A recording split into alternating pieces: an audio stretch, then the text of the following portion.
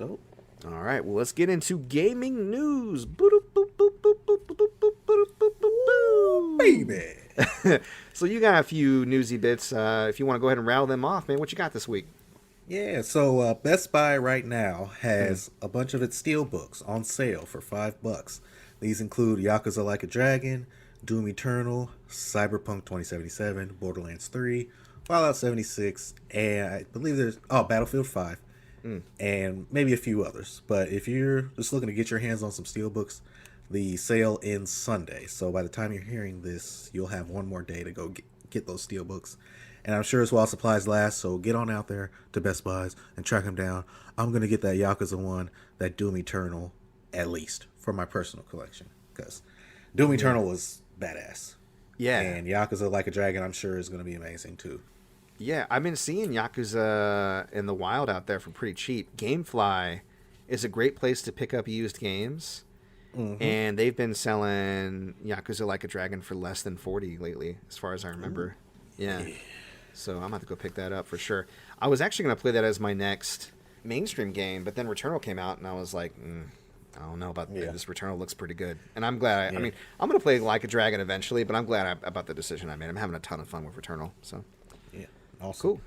What's next? We got a Baldur's Gate Dark Alliance re-release. It's coming out.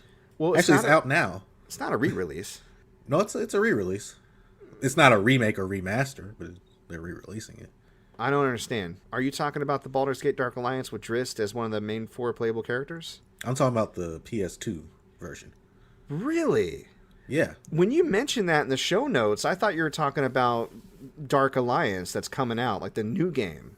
That's why I was is it going to be multiplayer only? No, Baldur's Gate Dark Alliance, the original. What? His mind's blown, everybody. No, I am. That's awesome. Hold on a second. I got to look this up. I need more information. But tell me about it while I'm looking this up. Yeah, so they released a trailer. Unfortunately, it's not a HD remaster or anything. It's just a straight-up port from the PS2, Xbox versions. But it's available today on PS4, Xbox One, and Switch. And it's also backwards compatible with the PS5 and Xbox Series X. Oh my God, I'm buying that immediately. That's so cool. All right, well, listeners, I'll be talking about that shit next week. That's awesome. No, I mean, I have it for PS2, and I could definitely dive back into it, but Baldur's Gate Dark Alliance 1 and 2 were, like, among one of my favorite PS2 games. Like, Baldur's Gate Dark Alliance literally kickstarted my love for that top-down dungeon-crawling RPG-style game. You know, like X-Men Legends, right? Yeah. That was the first one I ever played. And it also introduced me to Drizzt Do'Urden, who ended up being one of my favorite book characters, because I gushed about him so much, somebody was eventually like, you should read the Dark Elf trilogy. And I was like, what's that? And they're like, it's the story of Drizzt. And I was like, oh, these books are so good. So, no, oh my God, I thought you were talking about the new Baldur's Gate game. No. That's awesome. Okay. I'm glad you're so excited. Dude, I could not be happier right now. I'm gonna give it a try. That's fucking fantastic news. In fact, if you buy it, can we play it online together? I'd be so happy. Yeah. Yeah. Are you gonna get it for PS4 or? I honestly don't know. I'll get it for whatever you get it for. Let's get it for PS4. I never played it. Well, I played it a little bit to like test out the game. Okay. I never like got into it. Yeah. We should play it and then. Guys, he is so excited. No, you don't understand. This is so great. I kind of want to play it and unlock Drizzt Do'Urden, but I would be OP. So there's 3 characters we can pick. You can either be the human archer or the elf sorceress, which was always weird to me because I felt like the human should be the sorcerer and the elf should be the archer, or the dwarven fighter. And the best combo, in my opinion, is elf sorceress with dwarven fighter. Dwarf just stands in a doorway and blocks, and then elf just launches lob spells from behind him. And the best part is when somebody dies, the dwarf that isn't the dwarf, he goes, I love Angie. Which we used to always say, I love Angie, as like I love Angie. Like there's this drama where like they were dating, but then like in her dying breath, he was like, all along actually, who I really loved was Angie. Angie. Sorry to tell you. Sorry, elf sorceress lady. Yeah, sorry. I know you thought it was real, but my true love will always be Angie the dwarf. So that's a dumb thing that me and my friends. I'm so excited. I'm sorry. I am ecstatic God, that is so cool. Ah, Awesome. Yeah, I don't surprise you with much on these on the show. no, So that it's went nice to see you. completely under my radar. Probably because it's the same name as a new game that's coming out starring Drist, and it is like Book Crew. But Okay. I'm just coming down It's from out. that news. It's out now. All right. Out All right. now. What else is going on in the world of news? Surprise me some more, sir. Yeah, this probably won't surprise you, but we are getting a sequel to Judgment. That's the Yakuza spinoff that was on PS4 called Lost Judgment. We got a 5-minute trailer. It was literally just cutscenes, but these character models look crazy. And I think it was running on the Series X and or the PS5. They look so good. And they already looked really good on PS4. So that's coming out September 24th on Xbox One, PS4, PS5, and the Series X. And I can't wait until I'm able to get through my backlog and eventually finish that game so that I can play this one. Right on. Yeah, I never played Judgment, but it's one of those games that I'm side-eyeing, like eventually I want to get to. So, yeah, man. I got a lot of Yakuza to catch up on, but I know it'll be a lot of fun once I get to it. So, Yeah, I got 5, 6, and 7 that I have to get through. Cool. Well, Tony Hawk's Pro Skater 1 and 2 HD finally got a release date for Switch. It's going to release on June 25th. So if you're a Switch owner and you don't really care too much about graphics and you've been holding out to play Tony Hawk's on the go, that is when you can expect to be playing that. That's actually the same release date as Mario Golf Super Rush, by the way. Oh. So Mario Golf fans, which, I mean, who isn't? And anybody that hasn't played it, play it, and then you will become a fan. That's also coming out on June 25th. New Pokemon Snap came out. Yeah, I did. Yeah. Yeah. Were you interested in playing that at all? Or I was. There's just a lot maybe crammed with Ben? into.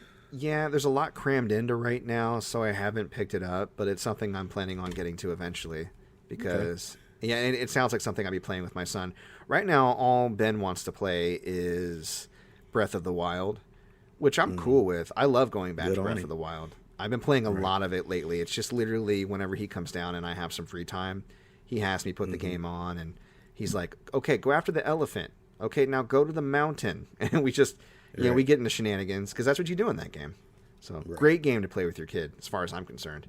But yeah, I was going to mention Tony Hawk's Pro Skater 1 and 2 is also already out on PS5 and Series X. So if you haven't, if you are one of the lucky few that has a PS5 or a Series X, and you haven't picked up Tony Hawk's for the last generation, graphically, I would say PS5 is probably the best as far as load times. Series X, probably the best graphically. So, but again, I feel like the load time gap is a lot bigger than the graphical gap. So, weigh your options. Either one is probably going to be fine. I wouldn't be surprised to hear it's going to be on Games Pass if it isn't already. You know how that goes. Right. There's actually a rumor. Speaking of Xbox, there's a rumor that Sunset Overdrive might be coming to PlayStation consoles. Ooh. Yeah, Sunset Overdrive is that Insomniac game that used to be Xbox exclusive, right? Uh-huh. I played a bit of it on Xbox One when I first got the Xbox One. It's like one of the few games I actually played on it at any length, unfortunately. But I had one of the 3 games I bought an Xbox One for. Right? Yeah, but it was really good. I had a lot of fun with it, so I would be down to pick it up again on a console I play more often, maybe to actually finish it. I got about maybe halfway through that game and then eventually moved on to another console. So what are you going to do? Right. Yeah, and then another comparison with PS5 and Series X this week, and this kind of goes into what I was just saying about load times and graphical fidelity. Tests have been run on Resident Evil Village. Resident Evil Village actually loads 600% faster on PS5 than the Series X. Now, that sounds like a ton, but that's a difference of 8 seconds versus 1 second as far as the loading. Right. But still, that scales. So the solid-state drive ain't no joke. I mean, people who upgrade their PS Pros with one or they play PC, they already know this. But for me, gaming on the PS5 loading has just been a non-issue, especially for PS5 native games, but I've also seen a marked improvement in PS4 games for sure.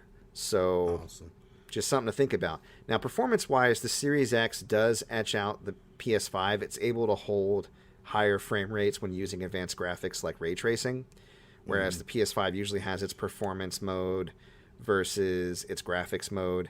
The Series X can kind of handle both, but again, the trade-off is you're going to get much better loading on PS5. So figure out what's best for you. if you're one of the 5 people that owns both of those systems. Right. I kind of want a Series X, I'm not going to lie, because I really want Games Pass. Yeah. But Games Pass, there's some rumors that Games Pass might be coming to other consoles. I'll get to that in a second and how we're figuring that out. So let me launch into a series of industry bullshit real quick and get that out of the way. Bobby Kotick, the CEO of Activision, the literal devil, the guy who will lay off 800 employees and then give himself $200 million in the same year. Lucifer. That guy. He recently took a salary cut. He reduced his salary by 50% for his upcoming contract for retroactive through the beginning of this year up through 2023, which sounds positive. It moves his $1.75 million a year salary to $875,000. But the gesture, as you would probably already have guessed, is merely performative. It's because of all the backlash of him being an overpaid CEO, laying lots of people off, being the devil, yada, yada, yada. Well, we're not really upset about your base salary, bro. We're upset because you award yourself incentives and bonuses of hundreds of millions of dollars while laying people off. So yeah, because I was like, that's not a lot in salary. No. See, I mean, it is, but for a see, CEO of a major gaming company, yeah. Yeah, when you get into the politics of how rich people do their money, you find out how gross it truly is, because they keep their salaries low because that's what's taxed, and they do a lot of offshoring and grants and charity and stuff to get around taxes or to move their taxable income to different brackets so they can be taxed less or not at all. I mean, mostly not at all. Activision, Amazon, and other companies famously pay zero in taxes, which is fucked up. But the fact that he's reducing his comparatively pitiful salary and nothing is really said about the bonuses and incentives, it means dick, basically, to anybody that's paying attention. So, good job on continuing to be an asshole, Bobby Kotick. Now, speaking of assholes, Sony is getting sued with a class action lawsuit over them no longer allowing third-party retailers like Amazon, Best Buy, who is Best Boy, Walmart, etc., to sell download codes for PlayStation games. I think they started that like 2 years ago. The lawsuit posits that it creates a monopoly due to them controlling prices and keeping digital content more expensive than physical content. People end up paying anywhere between 75% to 175% more for their digital games outside of a competitive market. I find that kind of interesting. I mean, what do you think? Do you think that's a legit lawsuit? Do you think they should be forced to allow products on their platform available through other vendors? Yeah, so I'm trying to figure. So Best Buy, third-party vendors. So the little cards that you get with the download codes for the whole game, they're not allowed to sell those. Right, not for anything that's on PlayStation. Okay, so but those prices never go down, do they? Oh, you mean like as far as when they sell the codes? Yeah. They have data that suggests otherwise. They say that because of the competitive nature of having your digital content offered through multiple platforms, that the competitive nature of those multiple platforms trying to be the one that you purchase from causes prices to go down to stay competitive. Whereas if you have a monopoly and you can only purchase digital content through one storefront, that being Sony's, they can keep the prices high or mark them however they want. Okay, because I just, you know me, I don't really buy digital, so I'm like, yeah. If I am going to buy digital, why would I even go to like a Best Buy or something? But I guess sometimes they put their digital stuff on sale. Yeah, I think, and I've started to know this, that I've dabbled more into the PC market. I think that for someone who does buy a lot of digital content or buys a lot of PC content, this makes more sense because you see this in play a lot more. But you're right. If you're a console guy and you stick to physical media, it may not sound like much. But it is, from what I've looked at as far as the data, my own personal experience in the last couple of years, I see a lot of truth in this. So I feel like it's legit. I don't know how far it's actually going to go or what the legality is for stuff that Sony makes themselves versus developers that they host on their platform. And then what kind of power they have merely hosting. And whether or not they're going to leverage that and risk people just jumping ship and going to Xbox as exclusives. Like, they're risking their relationships with third parties on this as well, but mainly because consumers are starting to fight back and say, hey, we're going to sue you or we're going to just jump ship, right?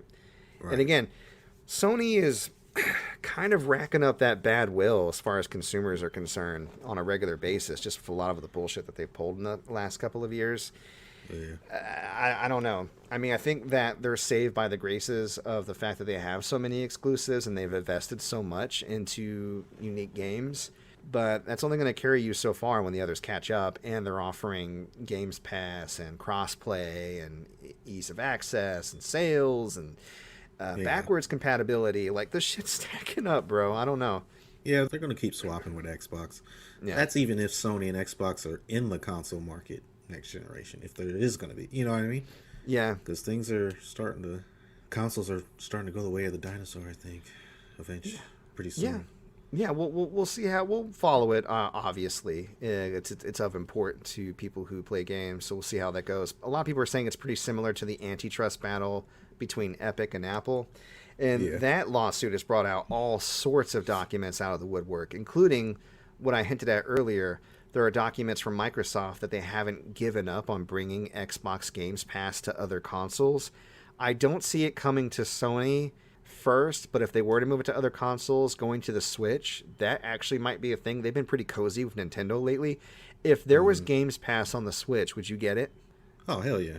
Me too, for sure. The only thing I'm worried about is I would get used to it, and then I would stop buying games, and then they would arbitrarily remove things, and then I'd want to play them, and then it'd be hard to find the game. I'd be concerned about that. I guess you just have to, go play by play. Like, for instance, I bought Final Fantasy VII Remake digitally. It ended up being my game of the year, so then I got a physical copy, right? Right. So, but it was hard. It was a hard choice to make. I had to wait until it was down like $20 because I was like, I don't know if I want to pay a full $60 because I already paid $60 digitally. It feels like I'm paying, but I really want to have this game in case something happened. I don't know. So it's a decision. Speaking of Final Fantasy VII, First World Problems. That's the First World Problems podcast, starring these two guys. Speaking of Final Fantasy VII, though, that new Intergrade, or I should say the final Intergrade trailer dropped. Ooh, baby. Oh, baby. It looks so good. It does look good. I said, oh my god, I need a PS5 now so I can replay this game. Yeah. And do this DLC. I liked, this is a mini game in the original game. For those who remember, when you get out to the open world, you eventually find this mountain, and there's the Condor mini game where you have the monsters climbing up the mountain, and you have to like send troops down. It's kind of like a Plants vs. Zombies or a Pixel Junk Monsters, that type of tower defense type thing. And it looks like they implemented like a game board or a chessboard version of that as a mini game that is in the Yuffie segment or the Yuffie DLC. Yeah. And I was like, that looks really cool. I'm not going to play it, but it looks really cool. Yeah, I might. It looks neat. I did dig, though, it looks like there's extra main game content in the form of battle sims. Uh-huh. Do you know, you're a bigger Final Fantasy nerd than me as far as, like, all of the extra Tetsuya Nomura bullshit. Who's that guy that was in the battle sim? Do you know? So, the white-haired guy? Yeah. I forget what his name is, but he's the leader of Deep Ground from Dirge of Cerberus. From Dirge of Cerberus, okay. Yeah. Right, and we already saw Dirge of Cerberus characters in the Yuffie segment, right? Well, I don't know if they were Dirge of Cerberus characters, because when the first trailer released, they showed... God, what is his name? I don't remember his name. They showed him at the end of her DLC trailer. And he was like the leader of one of the factions in Dirge, right? Yeah, they were hinting that he was going to be part of her DLC, but now we see that he's just going to be a battle sim for the Maybe main both. game. Maybe both. But yeah, but then they showed off another character. I had no idea who this character is. He had like metal, like skinny. Oh, the metal wings, yeah, and all the poison attacks. I don't know who that is. Maybe he's another Wu-Tai? Maybe. They showcased him like we should know who he is. They're like, da, da, da, da. And I was like, who's this guy? Right. And the head of weapons development got her a little battle mech, a new one, and it looked so cool. I like that she got featured. She was one of the main Shinra execs that didn't get featured a ton, other than like doming on soldiers, which was great, by the way. Right. The whole thing where the soldier was serving as her footrest while she was doing materia research, and I was like, this is fucking like Lady Demestru. Did anybody talk about this chick? Come on now, Lady Scarlet. That's where it's at. Right. I guess because she wasn't tall. Yeah, no, she wasn't tall, and I don't know. Hashtag short doms need love too. Right. Apparently, Lady Demestru isn't even that big a part of Resident Evil 8. Dimitrescu. Mummy milkers. Mommy. Lady Mummy Milkers is not a big part Lady of it. Mummy might have some more, Mummy. Mama. Mama. Mommy. Mommy. Mommy. Somewhere Steve Harvey's crying. But yeah, they also showed new summons. They showed Ramu. Yes. He looks cool. I saw. Is it Ramu or is it Rama? I say That's Rama. Ramu. I don't know. But when I saw him, I said, Rami. Rama! I was so excited. New summons. Yeah, no, he looks cool. And, I mean, that thing at the end with Yuffie and blood on her face and her going, "Wah!" Her friend dies, basically, right? Can we Right. Yeah. I mean, yeah. We Her don't friend see probably him dies. in Final Fantasy VII, the original. So. Yeah, so he's probably dead. That sucks. That's So don't get too attached to him, folks. He gonna die. Yeah. All those combo moves they were doing. Mm-hmm. All I can say is that it looks really good. And I know it's going to be amazing because that game is amazing and I'm going to replay it and it's going to be fucking awesome.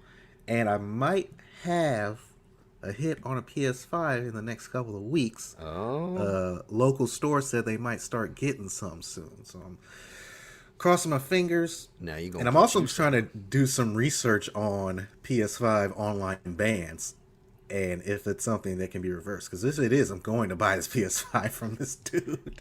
Well, I was gonna say you could just reset it to factory, right? They can't.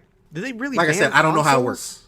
Yeah, I don't know how it works. That So doesn't make any sense to me. Once I now do that the think about research it. and I figure it out, then